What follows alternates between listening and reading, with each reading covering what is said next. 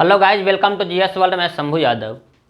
दोस्तों, अभी हम लोग पढ़ रहे हैं भारतीय संविधान, और उस भारतीय संविधान का आज हम लोग का टॉपिक है संविधान जो है संविधान सभा, उसका सबसे महत्वपूर्ण समिति जिसका नाम है ड्राफ्टिंग कमेटी, प्रारूप समिति।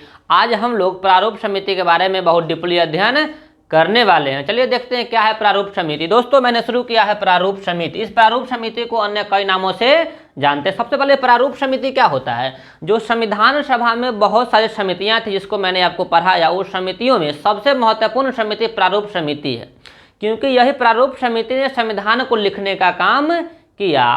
प्रारूप समिति के द्वारा ही संविधान का प्रारूप तैयार किया गया, इसलिए प्रारूप समिति बहुत ही महत्वपूर्ण है। इसलिए प्रारूप समिति का एक अलग से क्लास लेकर मैं आया हूँ। चलिए देखते हैं प्रारूप समिति। इस प्रारूप समिति को अन्य कई नामों से हम लोग जानते हैं। जैसे प्रारूप समिति को ड्राफ्ट कमेटी भी कहते हैं या ड्राफ्टिंग कमेटी भी इसको कहते हैं। उसके बाद क्या है? मसौदा समिति। इस प्रारूप समिति को हम लोग मसौदा समिति के नाम से भी जानते हैं। उसके बाद पांडुलेखन समिति, यानी कि इस प्रारूप समिति को हम लोग पांडुलेखन समिति के नाम से भी जानते हैं, यानी कि इसका चार नाम हो गया। पहला क्या हो गया? प्रारूप समिति। उसके बाद क्या हो गया? Draft committee. उसके बाद क्या होगा? मसौदा समिति। उसके बाद क्या हो गया? पांडुलेखन समिति। यह चार नाम हमको ध्यान रखना है। उसके बाद अगला क्या है? यह प्रारूप समिति का गठन कब हुआ था? तो जैसा कि हम लोग जानते हैं 15 अगस्त 1947 को भारत देश आज़ाद हो गया। भारत देश के आज़ादी के 14 दिन के बाद इस देश में भारतीय संविधान सभा में प्रारूप समिति का गठन किया गया हुआ था 29 अगस्त 1947 को।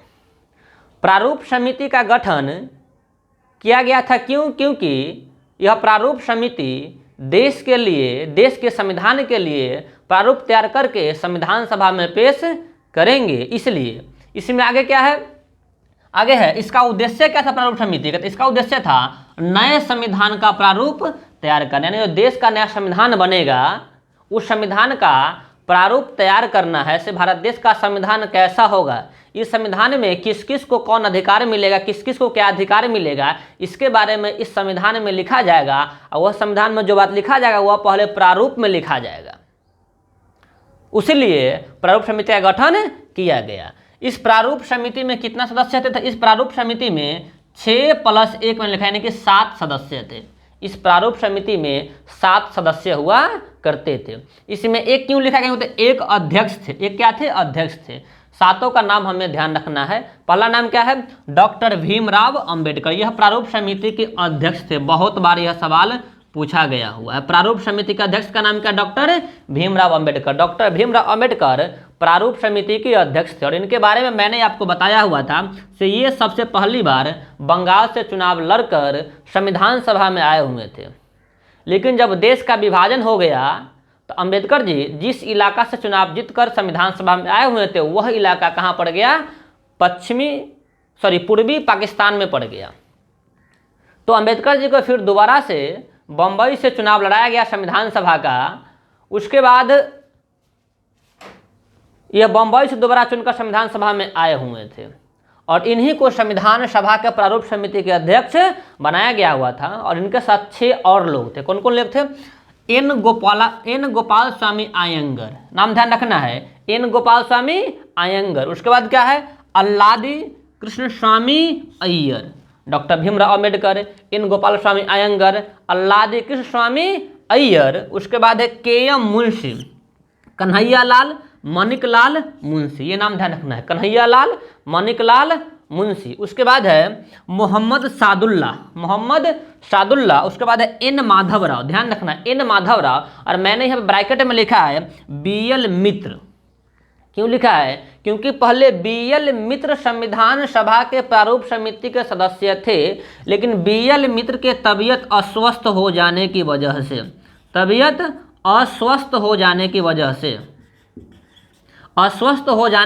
से इन्होंने इस्तीफा दे दिया। तो इनके बदले में कौन है? एन माधवराव है। फिर उसके बाद है टी.टी. कृष्णमाचार्य। इससे पहले कौन थे? डी.पी. खेतान थे। डी.पी. खेतान की मृत्यु हो जाती है। तो डी.पी. खेतान के मृत्यु हो जाने के बाद यह सीट खाली हो गया। तो इस सीट पर कौन है? टी.टी. कृष्णमाचार्य है।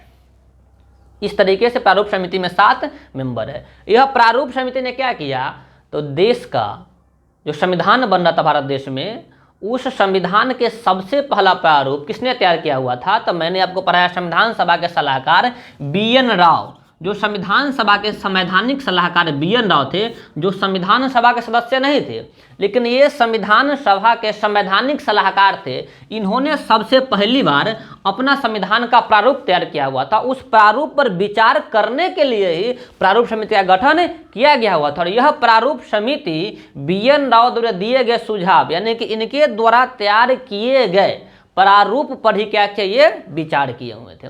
और BN राव द्वारा जो प्रारूप तैयार किया गया हुआ था, उस प्रारूप में 13 अनुसूचियां हुआ करती थी और 243 अनुच्छेद हुआ करते थे। तो सबसे पहला प्रारूप तैयार किसने किया, BN राव ने किया। इस पर ये प्रारूप समिति ने क्या किया, चर्चा किया। प्रारूप समिति ने चर्चा करने के बाद सबसे पहला प्रारूप कब पेश किया, तो प्रारूप समिति का जो रिपोर्ट है वह 3 रिपोर्ट मैंने लिखा है। प्रारूप समिति ने अपना सबसे पहला रिपोर्ट फरवरी 1948 में पेश किए हुए थे। जब प्रारूप समिति ने अपना पहला रिपोर्ट फरवरी 1948 में पेश किए हुए थे, तो लोगों पर इससे चर्चा हुई, बहसें हुई। चर्चा और बहस होने के बाद सेकेंड रिपोर्ट अक्टूबर 1948 में पेश किए हुए थे। इस पर चर्चा और बहस होने के बाद सबसे अंतिम बार प्रारूप समिति ने 4 नवंबर 1948 को अपना अंतिम प्रारूप संविधान सभा में पेश किए हुए थे। जब यह प्रारूप अब बन गया, तो इस पर संविधान सभा में जो मेंबर है 299 मेंबर है, 299 सदस्य है, सभी के बीच चर्चा होगी, बहसें होगी। तो इसमें कौन सी बात सही है, कौन सी बात सही नहीं है, यानी कि प्रारूप में लिखा गया बात कितना सही और कितना सही नहीं है, इस पर अब संविधान सभा में बहसें होंगे, चर्चा होंगे। इसी का नाम क्या दिया गया, संविधान सभा का वाचन। तो कुल 3 वाचन हुआ था, उसको मैंने लिखा रीडिंग। संविधान सभा कुल 3 रीडिंग हुआ, यानी कि प्रारूप जो बना हुआ था, उस प्रारूप को संविधान सभा में चर्चा बहस, इसका नाम क्या दिया गया, रीडिंग नाम दिया गया। और संविधान सभा में इस प्रारूप पर कुल 3 रीडिंगें हुई थी, 3 रीडिंग हुई थी। पहला क्या हुआ था, पहला जिस दिन अंतिम बार पेश किया गया हुआ था, तो 4 नवंबर 1948 से 9 नवंबर, यानी कि मात्र 5 दिन का क्या हुआ था, ये चर्चा हुआ था संविधान सभा में इस प्रारूप पर। 4 नवंबर 1948 से 9 नवंबर 1948 तक। उसके बाद है सेकेंड रीडिंग कब हुआ था, ध्यान रखना है, 15 नवंबर 1948 से 17 अक्टूबर 1949 तक हुआ था। यानी ये सबसे लंबा रीडिंग हुआ था। ये क्या हुआ था, सबसे लंबा वाचन हुआ था, सबसे लंबा वाचन हुआ था, ये ध्यान रखना है। उसके बाद है अगला वाचन हुआ था 14 नवंबर 1949 से 26 नवंबर 1949 तक, यानी ये अंतिम दिन है। इसी दिन अंतिम वाचन हुआ था और इस दिन संविधान को क्या कर लिया गया था, आंशिक रूप से अपना लिया गया होता। 26 नवंबर 1949 को ये मेरा संविधान सभा, ये हमारा प्रारूप समिति का इंट्रोडक्शन हुआ। उसके बाद है इसमें मैंने 3 महत्वपूर्ण डेट लिखा है। पहला क्या है, 26 नवंबर 1949, फिर लिखा 24 जनवरी 1950 और 26 जनवरी 1950। 3 डेट बहुत ही महत्वपूर्ण डेट, इसके बारे में चर्चा करना है।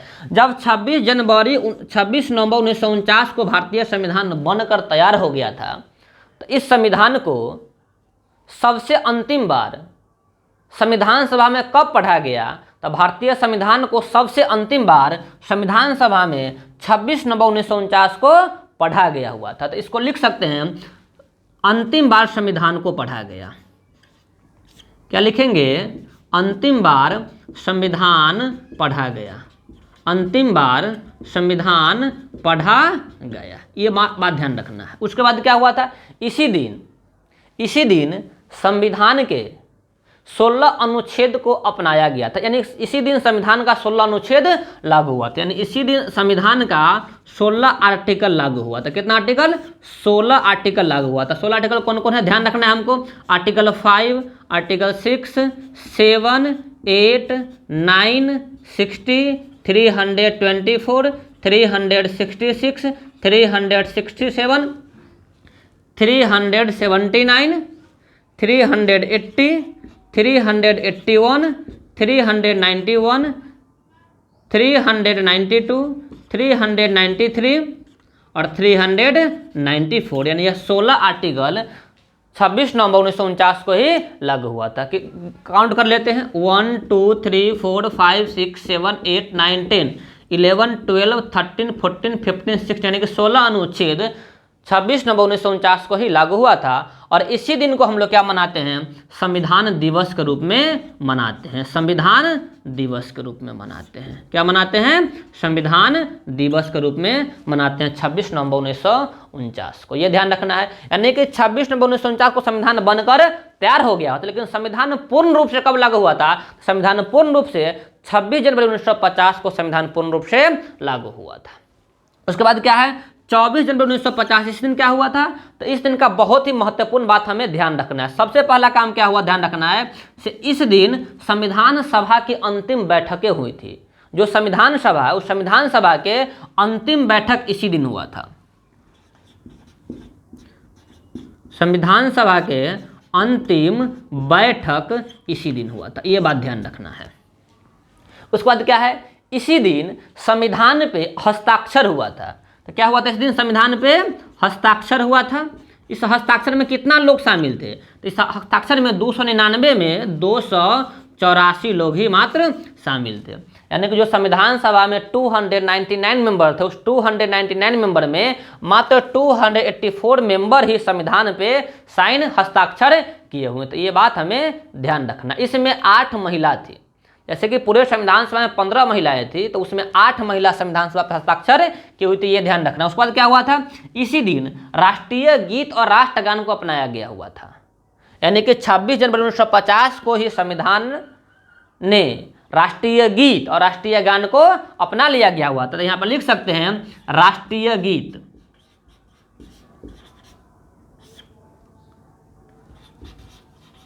और राष्ट्रगान को इस दिन अपना लिया गया, तो ये ध्यान रखना है। उसके बाद इसी दिन देश के राष्ट्रपति डॉक्टर राजेंद्र प्रसाद जी बने थे। जो संविधान सभा के अस्थायी अध्यक्ष थे, वही देश के राष्ट्रपति बने हुए थे। तो यहाँ पे क्या लिखेंगे, देश के राष्ट्रपति इसी दिन बने हुए थे डॉक्टर राजेंद्र प्रसाद, जो संविधान सभा के अस्थायी अध्यक्ष थे और वो बिहार से थे, मुजफ्फरपुर के एलएस कॉलेज से पढ़े हुए थे। ये ध्यान रखना है। तो 24 जनवरी का सबसे महत्वपूर्ण बात क्या ध्यान रखना है, संविधान सभा की अंतिम बैठक। देखिए इस दिन संविधान 26 को क्या हुआ था, संविधान अंतिम बार पढ़ा गया हुआ था, लेकिन इस दिन संविधान सभा की अंतिम बैठकें हुई थी। इस पर 284 लोग का हस्ताक्षर हुआ था, राष्ट्रीय गीत को अपनाया गया हुआ था, राष्ट्रगान को अपनाया गया हुआ था, और इस दिन देश का राष्ट्रपति बने हुए थे। इस बात को हमें ध्यान रखना है। उसके बाद क्या है, 26 जनवरी 1950 को एक ही बात ध्यान रखना है, इस दिन संविधान पूर्ण रूप से लागू हो गया। संविधान पूर्णतः लागू किया गया। इस दिन संविधान पूर्णतः लागू किया गया। इस बात को हमें क्या करना है, ध्यान रखना है। ये आपका संविधान हो गया। अब देखिए जो संविधान है, उस संविधान के विकास 3 चरणों में होता है। संविधान का विकास कितने चरणों में होता है, 3 चरणों में होता है। तो मैं यहाँ पे लिख सकता हूँ संविधान का जो विकास है, संविधान का विकास 3 चरण में होता है। सबसे पहला चरण क्या है, जो संविधान सभा का सबसे पहला बैठक हुआ था 9 दिसंबर, कितना दिसंबर, 9 दिसंबर 1946 से लेकर आपको 14 अगस्त 1947 तक संविधान के विकास का पहला चरण माना जाता है। 9 दिसंबर 1946 से लेकर 14 अगस्त 1947 तक, क्योंकि इसी दिन देखिए इस बीच में क्या हुआ था, तो कैबिनेट मिशन जो सुझाव दिए हुए थे, उसी सुझाव पर इस दिन काम चल रहा था। और लोगों के मन में सस्पिशन था से देश का विभाजन होगा कि नहीं होगा। तो संविधान सभा के पहला बैठक से लेकर और देश के विभाजन तक संविधान के विकास के पहला चरण माना जाता है। इस दिन क्या होता है, कैबिनेट मिशन द्वारा दिए गए सुझावों पर ही चर्चा हो रही थी। और 13 दिसंबर 1946 को जो पंडित जवाहरलाल नेहरू जी संविधान सभा में प्रस्ताव पेश किए हुए थे, उसी पर चर्चा और बहसें हो रही थी। संविधान के विकास का अगला चरण माना जाता है 15 अगस्त 1947 से लेकर 26 नवंबर 1949 तक ये माना जाता है। यानी कि 15 अगस्त 1947 से लेकर 26 नवंबर 1949 तक संविधान सभा के द्वितीय चरण का मतलब था इसमें संविधान का लिखने का काम किया गया। और अंबेडकर जी द्वारा और BN राव द्वारा जो संविधान का प्रारूप पेश किया गया तो उस पर चर्चा और बहसें होकर संविधान लिखा गया था। उसके बाद जो तीसरा चरण माना जाता है वह तीसरा चरण है 27 नवंबर, क्या है 27 नवंबर 1949, 27 नवंबर 1949 से लेकर मार्च 1952 तक, मार्च 1952 तक ये तीसरा चरण माना जाता है, क्योंकि इस समय तक जो संविधान सभा था वह संविधान सभा आंतरिक रूप से देश का संसद कहलाया। यानी कि संविधान जब 26 नवंबर 1949 को संविधान बनकर तैयार हो गया था, उसके बाद जब तक देश में चुनाव नहीं हो जाए तब तक संविधान सभा ही देश के संसद के रूप में कार्य करेगी। इसलिए 27 नवंबर 1949 से मार्च 1952 तक मैंने लिखा, इस समय क्या हुआ, संविधान सभा ने ही देश के संसद के रूप में कार्य किया। और एक बात आपको और ध्यान रखना है, ये जो संविधान बनने के बाद जो संविधान में पहला संशोधन हुआ था वह संशोधन संसद ने नहीं किया था बल्कि संविधान सभा ने ही किया था, क्योंकि तो संसद 1952 में आया, 1952 में चुनाव होने के बाद संसद का बैठक होता है, लेकिन उससे पहले संविधान में संशोधन हो गया हुआ था। तो संविधान में जो सबसे पहला संशोधन है वह संसद नहीं करके संविधान सभा नहीं किया हुआ। तो इस बात को हमें क्या करना है, ध्यान रखना है। तो ये सबसे महत्वपूर्ण बात आपको प्रारूप समिति के बारे में हो गया। धन्यवाद।